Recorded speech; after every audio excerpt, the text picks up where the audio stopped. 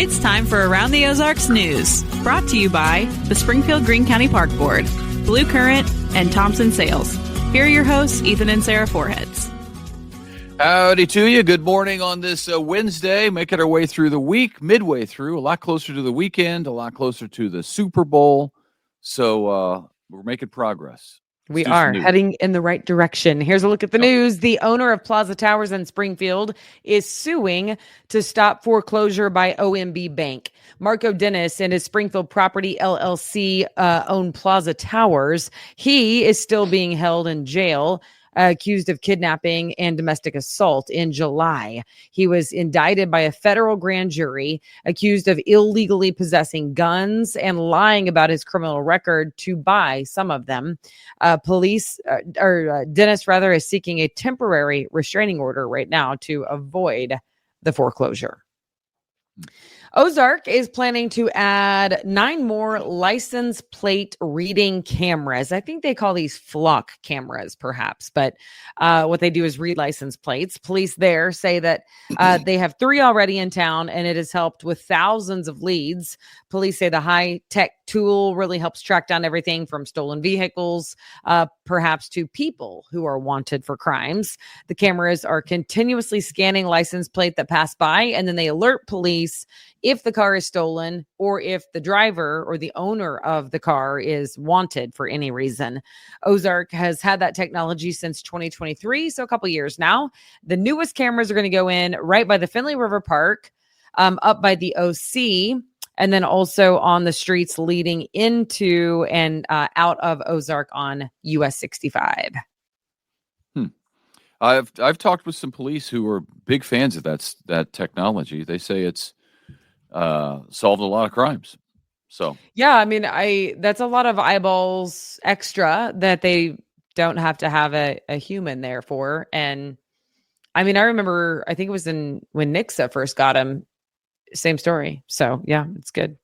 And I mean, it's just the way it is. We're living in a surveillance age where right. Every move is on camera somehow. Most people, maybe not most people, lots of people now have cameras at their house that they can remotely get to and record, and cars are now coming out with cameras. So yeah, it's the way that is phrased in law. You'll remember this from media law, but do they have a reasonable expectation of privacy? And I think on the road, you no longer have that reasonable expectation, but do you in your car, if your windows are tinted, you know what I mean? Like, that's the question. Like, at what point does it become? But the car is driving, and the car is out there, and it is visible to everyone, is the argument. And when it was red light cameras, the argument was that, well, you can't prove that it was me driving when you sent me that ticket. And that got shot down on constitutional grounds. This is different. I haven't heard about this being challenged, but yep. All right. In Springfield, the school district is about to add a new Pipkin Middle School. The district just closed on property for that new school, very close to the current Pipkin location on North Booneville. Demolition of the current building starts next month, and then work starts on the new one. The new Pipkin should be finished in 2027. And down in Branson, congratulations are in order for the new superintendent of schools there.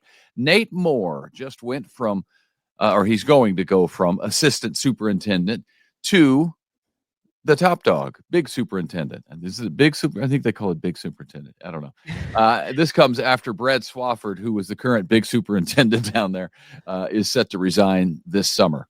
Moore led the Mansfield School District prior to his time in Branson. So congratulations.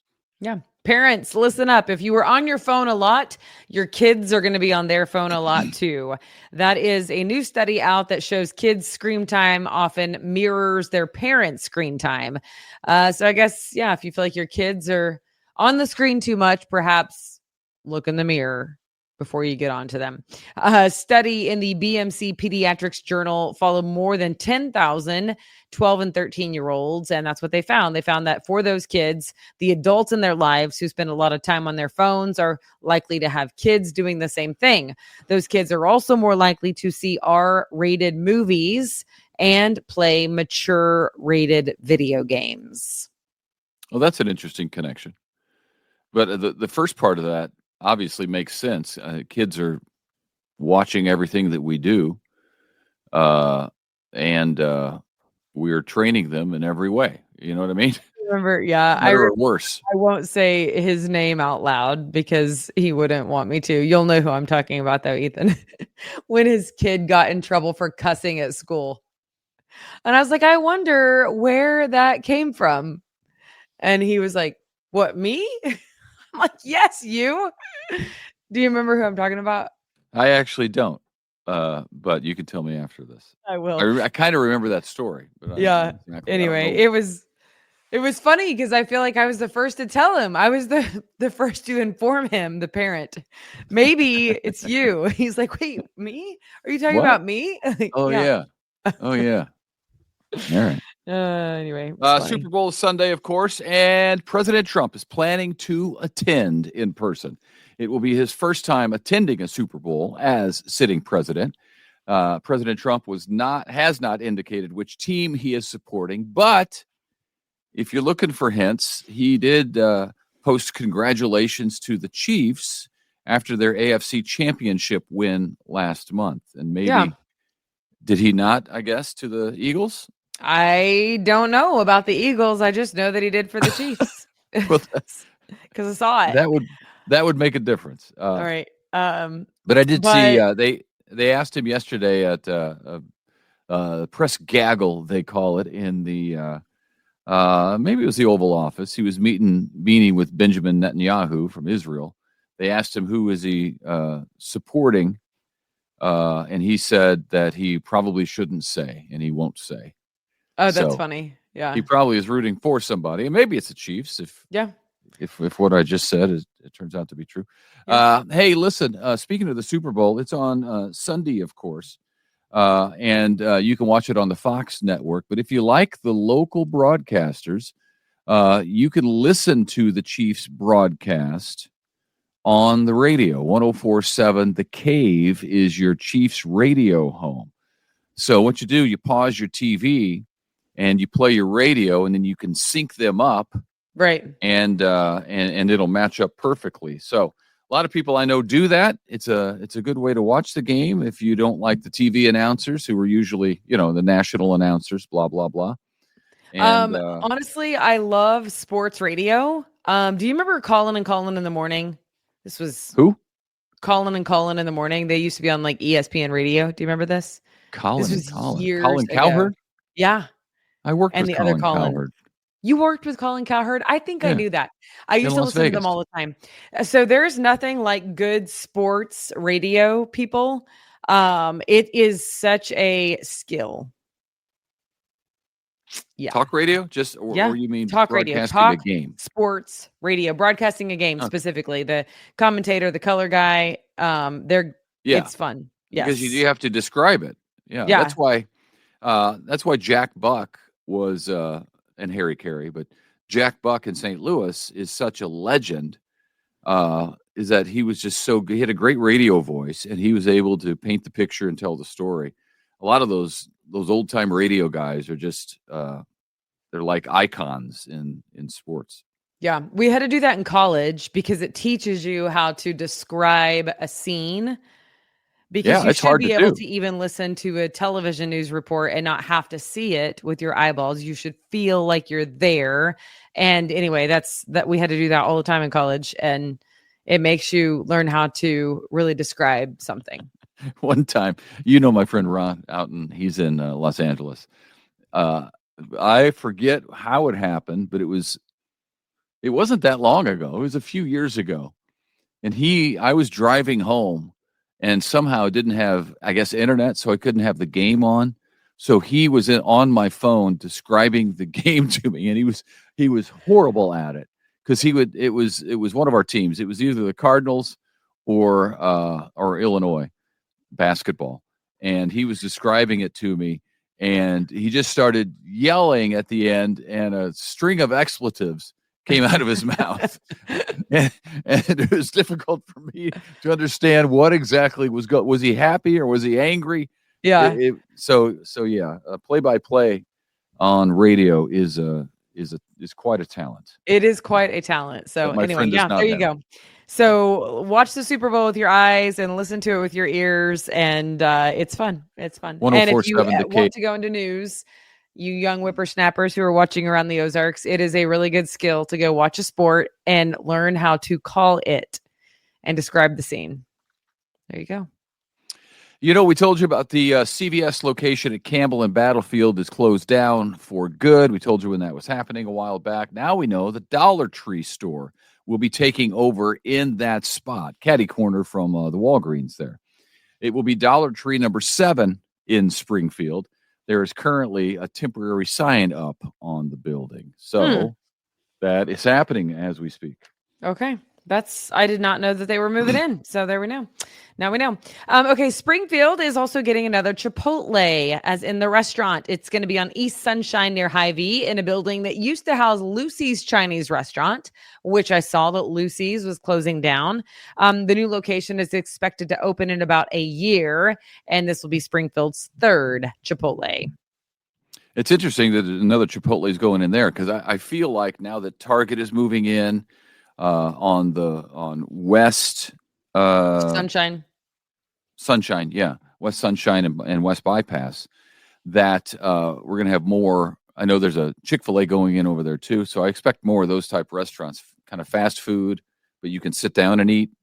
Places will be going in, so maybe number 4 is going to be over there. I don't know. Yeah, who knows? Chipotle. Yeah, that area is taking off, so making progress. It's starting to. It's been a long time coming. We've been talking about it in the news for years. I mean, maybe 15 years. Long time.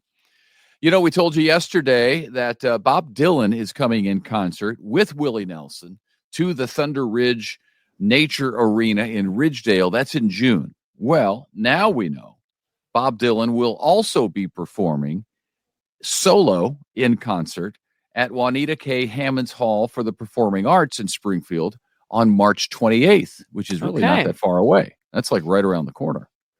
So Bob Dylan 2 times, 1 solo, 1 with Willie Nelson, 1 outside, 1 inside. So you can take your pick. Tickets to both shows go on sale Friday morning at 10. Okay. Set your alarm if you're interested. Okay. And finally, before we go, we have our contest to tell you about. It is our Valentine's Day contest. Of course, do not forget, Valentine's Day is in just a few days. So if you haven't gotten the sweetheart a gift, now is the time, or perhaps you could win one. If you can tell us how many conversation hearts are in this jar. This is my friend Grace. She's on 105.1 The Bull. She's pretty great. She's holding the conversation hearts for us. She can tell you the number that's inside, but can you guess? And whoever is closest to the correct number wins quite the gift that you don't have to go buy. It's $150 to the Flower Merchant and $75 to Civil Kitchen. So there is one winner. Guess the number of hearts, and we will email you and let you know if you won. That will be announced on February 10th. You can find the contest right now at aroundtheozarks.com. Just click on contest. Easy enough. Hey, question for you. What if your sweetheart is traveling internationally and is out of pocket on Valentine's Day? Telegram. Are you out of it? Are you, no, I expect a telegram. Telegram? In the Serengeti. The African bush? Yep. I can't get you a telegram there. Maybe I'll just send something with Griff. Sarah's going to Africa here in a couple of weeks. Yes. With 2 of our kids. So I will be off the hook for Valentine's Day. 2 of the 3. And I've already gotten, my friends are like, how dare you? I'm like, listen, plane tickets are expensive. Guess which one didn't get to go? The one who's not going. Firstborn, 2 years lastborn, or middle? What's the answer? Listen, go ahead, tell them the answer. They already know the answer, but go ahead and tell them. The middle one. The middle. Okay? Listen, yeah. The middle one. All the middle. It's funny. All the middle children out there are like, of course it's the middle. I knew it was going to be the middle. It's always the middle. Just so you know, the middle child is the only one who's gotten to go 2 years in a row. That's true. So she's been twice. In a row. Caroline. In a row. In a row. Caroline's been, this will be 2 or 3 times. This is number 3. Because she's our oldest, so she got an earlier start. This is our second time for the boy, who's the youngest. Who wants to work there someday? Who wants to work in sub-Saharan remote Africa? And so I feel like it's appropriate that he would get to go back because he wants to dig water wells there. And what he is planning to do is to take people who have money on big game hunts. So he takes them on a hunt, they donate money, and then he uses that money to dig a well for the villagers who don't have clean water. Well, that's how it works. There you go. That's how it works.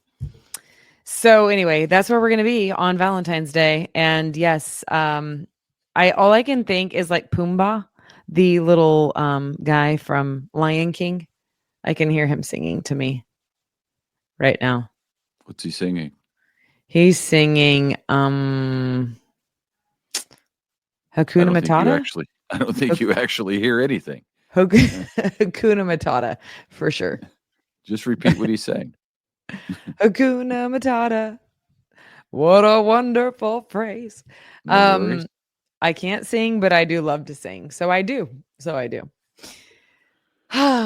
there you go. Play our contest. And thanks for tuning in. And hopefully Diana, I haven't even called Diana. I need to let her know. I'm going to be out for a hot minute. If you wouldn't mind. You could fill in with Ethan. He's a hoot. That's what I say about you.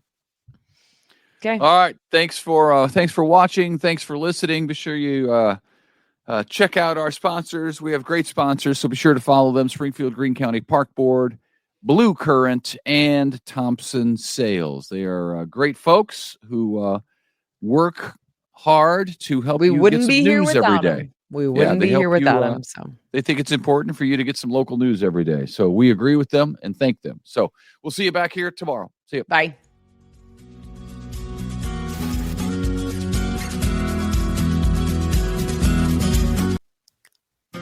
It's time for Around the Ozarks Wake Up Weather, sponsored by John's Heating and Air, Command Family Medicine, and Taylor Grubaugh Chevrolet. Here's your host, meteorologist Abby Dyer. Good morning, everyone. Welcome to your Wednesday. It's February 5th, and it's the rainy day in the forecast. We are waking up with light rain and drizzle on the radar this morning, and I think you can expect it for most of the daylight hours. We've got very low clouds out there today, a frontal boundary draped across our region, and the result will be rainy conditions, just not too nice out across the Ozarks today. We will also have a big range in temperatures, though. And as we wake up this morning, numbers are looking mild, but it feels worse than that. We've got numbers in the mid-40s, warming to the upper 50s here in Springfield. Even warmer weather, 60s in the forecast down in our southern counties, but a big range in numbers because 40s are expected in central Missouri. I don't have very nice conditions in the forecast today, but the temperature pattern here is at least pretty mild. Grab the rain gear if you're heading out the door right now. I expect that you'll need it most of the afternoon. It's not going to rain all day long everywhere, but I think we'll have rain on the radar somewhere in the Ozarks all day. There's a frontal boundary that is well to our south, and I'm expecting that this is going to kind of waffle back and forth a little bit, not just today, but for the next couple of days in the Ozarks. And there's some much colder air up in the Ohio River Valley. So for those folks, they're seeing winter weather. We're in the rather warm sector of this storm system, so we are going to see the rainfall for us here in the Ozarks. At least we're not dealing with the wintry precip. Most showers are going to stay light in nature through the day. I think any thunder that occurs will be very limited. A better chance for some of the accumulating rain showers, though, happening in our far northeastern counties. That's where I'm expecting under a half inch of rain, but still enough to make it muddy again across the region. There won't be too much in the rain gauge any one place. I think we'll be able to hold all of this because it is going to come at a rather slow pace. Highest totals, though, today are expected up in central Missouri, and I'm expecting that that's where we see conditions get anywhere from a half inch, maybe 3/4 in places that get the most. We'll probably get somewhere around 1/4 of an inch here in Springfield, and then amounts look lighter in some of our southern counties. I don't expect much, maybe 1/10 of an inch in the rain gauge for our far southern counties. We're talking Branson, West Plains, all the way down into northern Arkansas, Harrison. And I'm expecting that we stay just rather dry in those southern counties, but drizzle is what's in the forecast there. A large spread in temperatures, not just today, we'll see the range in numbers, but I think for the rest of the week, we're going to see our cooler conditions up in central Missouri, highs typically staying in the 40s in our northern counties. In the Springfield area, we'll probably be in the 50s over the next couple of days, but 60s are expected down south. Now, these numbers might not seem warm, especially in comparison to the nice warm weather that we had to start the work week, but this is actually not bad compared to what's coming. Have to mention the long range forecast, and it's for much cooler than average temperatures once again. The outlook for next week, February 11th through 17th, looking like below normal temperatures will arrive in much of the country again. So we are not done with winter just yet. I told you Monday was probably just false spring in the Ozarks, and that is indeed looking to be the case, with cold air expected to return next week. Around the country, what's making headlines? Well, it's part of our same storm system that's bringing light snowfall, sleet, and even some freezing rain to parts of the Ohio River Valley and the Mid-Atlantic. That's happening by tomorrow. We also have record highs occurring for many of the southern states across the United States.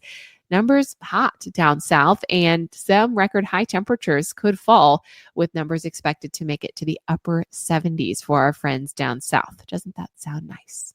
Good for them. All right, here's a look at the Around the Ozarks Wake Up Weather Brain Twister trivia question. The question that I left you with yesterday has to do with our friend Punxsutawney Phil. Legend has it that Punxsutawney Phil is immortal. So, what is the average lifespan of a normal groundhog?